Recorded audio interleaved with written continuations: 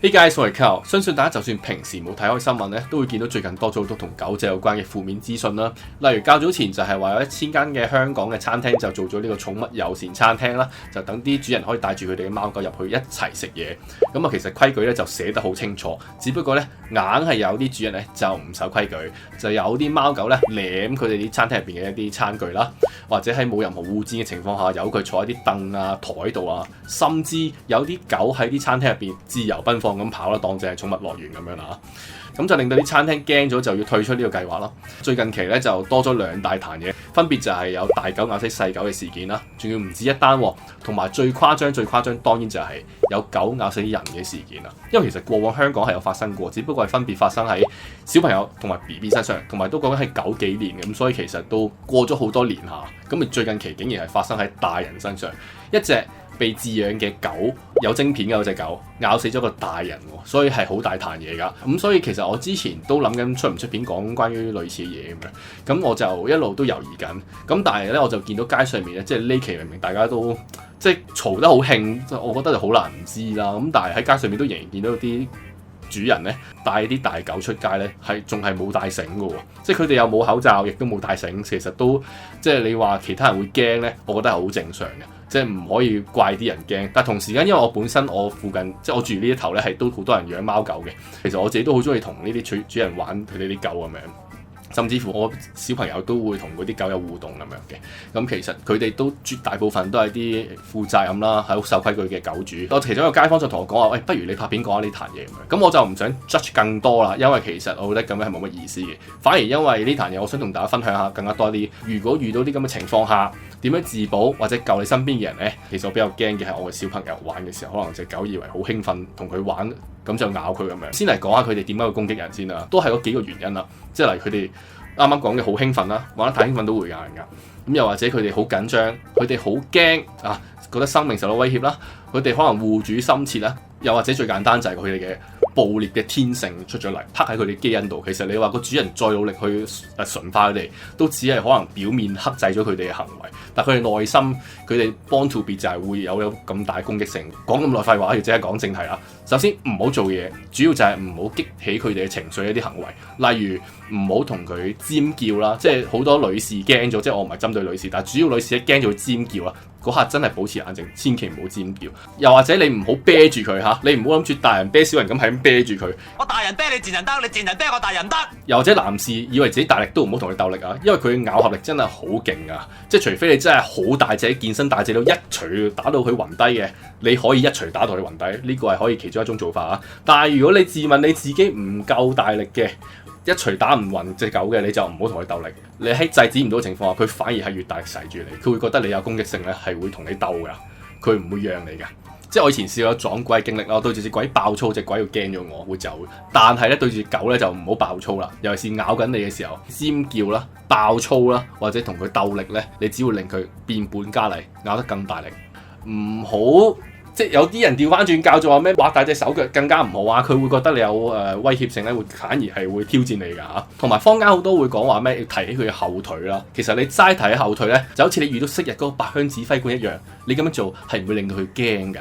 你咁樣係唔會令到我驚㗎。我冇要你驚啊！只會令佢更加情緒化。又或者有啲人會以為呢個時候如果你開始同佢玩咁拋波仔，去玩去接波得唔得呢？其實冇啊，一般嚟講唔得㗎，因為佢哋嘅注意力已經集中咗喺攻擊嗰個目標度㗎啦。當下係只係希望想制服到個目標，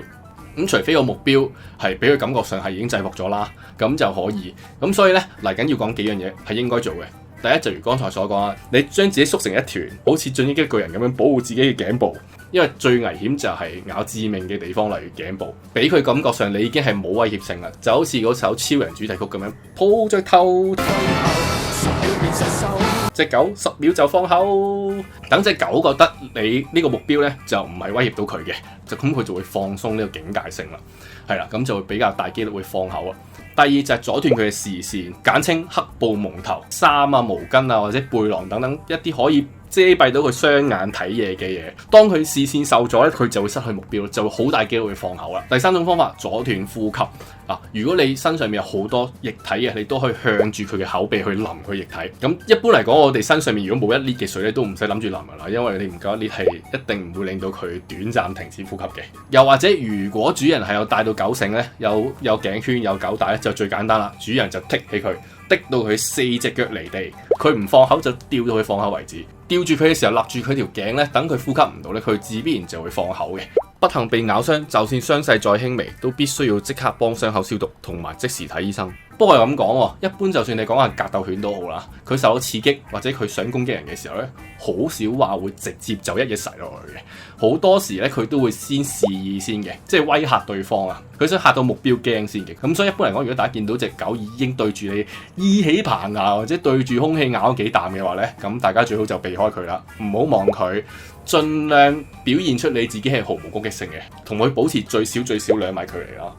同埋有啲咩大型嘅障礙物，你盡量就匿喺障礙物後邊啦，例如有棵大樹啦。以上就今日同大家所分享嘅一啲狗隻會攻擊人嘅原因啦。我哋遇到佢攻擊嘅時候咧，到底有啲咩係應該做，更加知道有啲咩係唔應該做啦。等無論你係遇到野狗又好，又或者係啲有主人養嘅狗都好，你都可以保護自己，保護他人。我覺得尤其是依家嘅香港咧，更加實際上就要知道呢樣嘢多啲。係啦，就係咁樣。所以今日嘅分享就嚟到呢度啦，希望可以幫到大家。再見。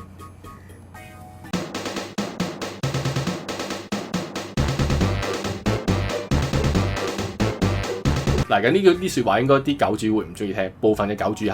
會唔中意聽。其實大家唔好將人嘅嗰啲道德觀念咧就夾硬套落啲狗度，甚至盲目相信只要有愛就可以馴化晒所有嘅狗隻咧，完全係無視咗作為一隻動物佢哋本身嘅本能，佢哋本身嘅天性。佢哋純粹點解咁聽人類或者咁聽大人嘅説話？因為佢哋覺得大人咧情緒穩定啦，講嘢同埋做嘅嘢可預測性強啦，同埋佢哋覺得服從佢哋對佢有着數。狗係群體動物嚟㗎嘛，佢哋都會跟隨一個主人，跟隨一個領導能力強嘅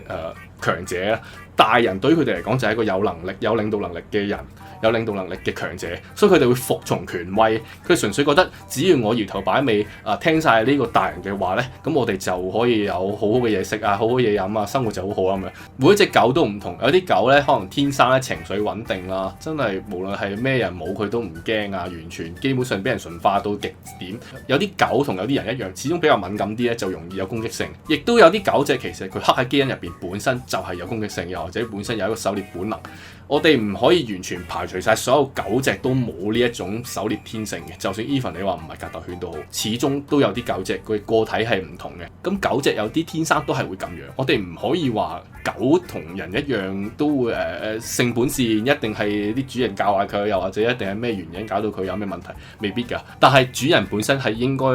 知道有啲咩方法可以防範呢啲問題。如果你係養大型狗嘅主人，一係你就俾佢戴口罩，一係你就戴狗繩，就好簡單啫。作為一個寵物嘅主人咧，更加係有責任咧，係確保隻狗隻咧唔會做出一啲咩突然間會有啲咩突發嘅危險行為。咁呢個其實本身個防範應該要做足嘅。咁托賴我本身我社區入邊認識嘅好多就狗主都好有責任心嘅，即係就算明知自己隻狗係好乖，都係做足一啲安全措施，等有啲咩 touch wood 有咩事咧，佢都可以有啲咩相對應嘅做法。